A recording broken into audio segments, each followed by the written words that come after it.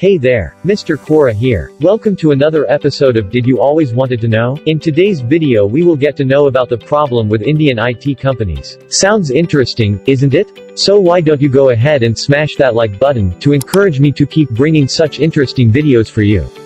By the way, if you are new to this channel, please click that subscribe button, and do not forget to also click that bell icon as well, to get notifications of all our upcoming videos. Oh, by the way, if you subscribe to this channel and write subscribed in the comments below, I will give you a shout out in one of my next videos. Now it is time to get started then.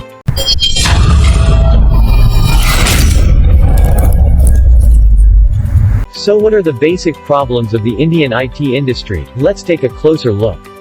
Number 1. Indians don't innovate. Indian IT is mostly about maintenance. None of the Indian IT firms are involved in creating a new language or creating a new interpreter or a compiler or a new operating system. Indians are mostly concerned with using the libraries created by developers and inventors. Indians mostly make use of products and services created by developers from other nations. So the skill levels of the developers in foreign nations are at least 10 levels over and above the skill levels of Indian developers. Except very few companies, most of the Indian companies don't innovate. They work with technology from 10 to 20 years ago and run body shops. Any new methodology, any new framework, any new library will always come from the superior developers in the West. Number 2. Indians run body shops or repair shops. Indian IT industry is filled with technicians, they are not really developers. The best way to understand the difference is through a comparison with language. You have poets, authors and literature experts in the IT industry of the West. In India you have data entry operators, who just copy data or do proofreading. That is precisely why one resource in the West is worth so much. A good developer is 10 times more efficient than 10 average developers or a 100 developers by coincidence. Number 3. Most of Indian developers are developers by coincidence. Here is how a typical developer in Andhra Pradesh begins his journey. They graduate in some B.Tech course, mechanical, civil, electrical, pharma, does not really matter. They then get a ticket to Hyderabad, rent a room and join a course in Amirpad.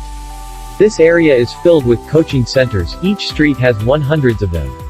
They take coaching for 6 months, where they learn the syntax of some language or some software, and then at the end of the course they are given to an IT industry at the cheapest possible price. 2.5 lakhs to 3 lakhs is just enough to pay for the expenses and for rent. In the next 2 to 3 years they learn on the job. On the job they learn through hit and trial, that is, they know that if you write something it would produce a result, but they have no clue about how or why it works. They have no clue about the underlying principles that guide the work. Thus they can do it, but they can't explain or understand what they are doing or why it produces results. Number 4. Inferior jobs to IT industry in India. Indian IT industry gets the leftover jobs from all over the world.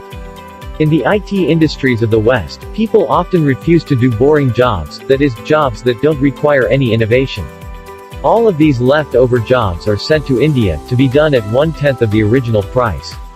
But the really important jobs, like the ones that require considerable effort and that only experts can perform, are retained in the developed nations.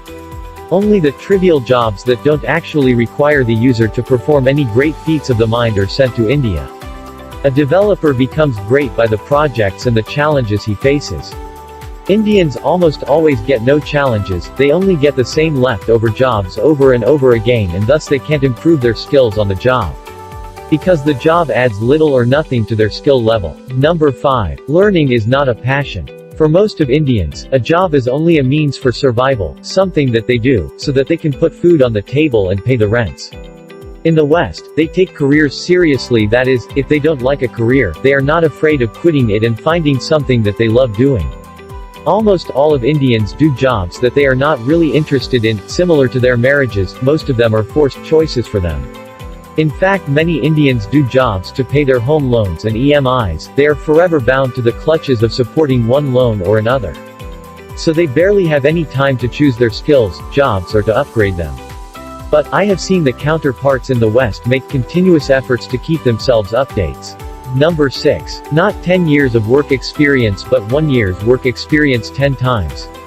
That is the difference between Indian IT employees and the Western counterparts. Indians do what they have done in the first year, for the next 10 years and believe that they have 10 years of work experience. Personally, I stay with a job as long as I do something new every year. Once I understand that I am doing the same thing over and over again at the job, I find a new job. This ensures that we have diversity of experience. It is not really about the number of years, but how much diverse experience you have gathered in those 10 years is what counts. If that is the criteria, then you will realize that almost all Indians have only 1 to 3 years of work experience, with all the other years only copies of the previous experiences. Number 7. Government jobs. The problem with Indians is due to their reference points. For any average Indian, the comparison is a government job. Every Indian wants a government job because it is a permanent job, and nobody can fire you. It is a job that gives you so many leaves with no questions asked. In this job you can get paid and promoted just for spending time at the office and not really having to achieve superhuman feats. Just go to office, chat and come back home and you will get increments, promotions, as time passes, and you might also become the managing director of the government firm someday. Indian job mentality is not based on meritocracy, they expect to get things for free. This is due to license Raj era and socialism. People want everything for free. So they expect salary to rise on its own, year after year and every year. They believe that just because they have 10 years they must get paid 10 times higher than 1 year, not because they are 10 times more productive than the 1 year experienced. And so they are paid hefty salaries for their years. But sooner or later they are discovered that they are being paid more salary than they deserve, for they don't make proportional contributions, or that they can find a 1 year experienced who can make exact same contribution and take 1/10 of the salary. Indians don't understand the concept of value addition to the firm equal to the salary drawn. If you are unable to bring 10 lakh in profits for the company or more, how can you draw a 10 lakh salary without bringing significant losses to the company? In general, the Indian job market is flawed. The employees lack work ethics. For IT employees in India, work is just a pastime. Most of them are not dedicated to improving themselves continuously, to fit the work that they are doing. They merely do the bare minimum required to survive, but also expect raises year after year without fail. Some people ask the question, as why do Indian software professionals get fired? Well, Indians are fired because they don't build careers, they just stay stagnant and claim more experience and salary.